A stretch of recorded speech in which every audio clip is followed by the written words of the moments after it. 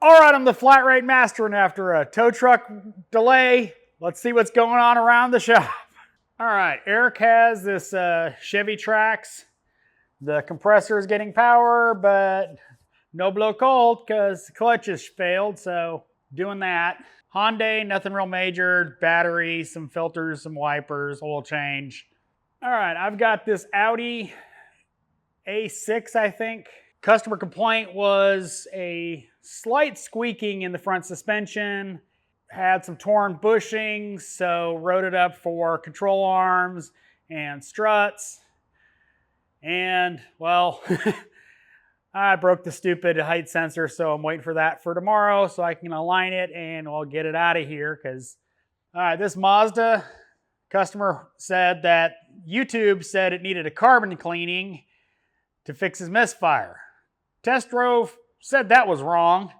Had a very good ignition misfire, diagnosed it. Cylinder number 3 spark plug well was full of oil, so he's getting a new valve cover, coils, plugs. He's also opting to do the carbon clean, so waiting on the valve cover to come in for this.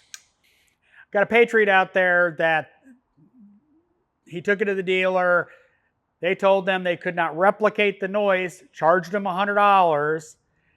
Yeah, there's a heavy knocking noise.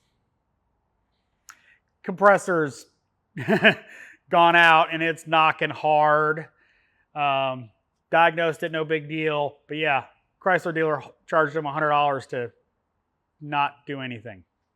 Paul busted out a bunch of work. This cadia has been a thorn in his backside. Customer did their own timing chains on it and had some other codes that they needed help with. He diagnosed that, fixed that, had a shorted O2 sensor, then it came back in for a problem with a cam sensor, fixed that. Now it's back for a cat code. You know, driving around with a poor running vehicle, we'll do that. All right, Billy got brakes on this BMW. Unfortunately, the front brake pads were incorrect. So we're waiting on pads from the dealer. So he'll get those tomorrow. This Audi, complaint is lights on the dash and the steering wheel off center. Well, yeah, bent control arm will do that. They didn't bother to mention that they hit something, but yeah, that'll set stability controls and everything else, and it was quite interesting driving it, according to Billy. Upstairs, James has this 2020 Canyon. This is the second time it's been towed in. First time, rodents chewed through fuel line, massive fuel leak.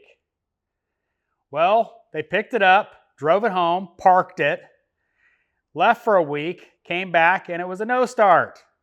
Got towed in again, and rodents ate the fuel pump connector. Yay! I think they really need to do something with their rodent problem. Craig is out sick today, so he wasn't here.